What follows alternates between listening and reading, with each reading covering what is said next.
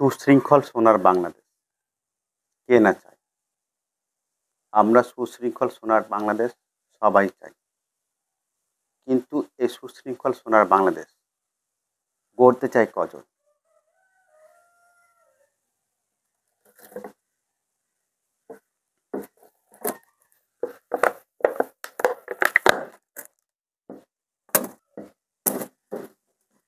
দেশ স্বাধীনতার ৫৪ বছর বয়স সুশৃঙ্খল সোনার বাংলাদেশ গড়া সম্ভব হয়নি। আগামী ৫০০ বছর সুশৃঙ্খল সোনার বাংলাদেশ গড়া সম্ভব নয়।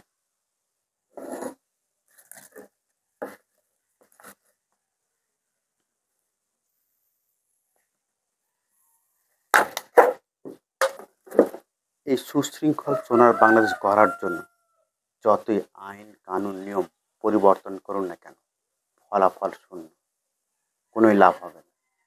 শুধুমাত্র একটা পদ্ধতি, একটা রীতি, একটা নিয়ম কানুন আইন পরিবর্তন করলে এই সুশৃঙ্খল সোনার বাংলাদেশ তার পূর্ণতা পাবে। সবার চাহিদা অনুযায়ী সেটা কি বলবে সুশৃঙ্খল সোনার বাংলাদেশ।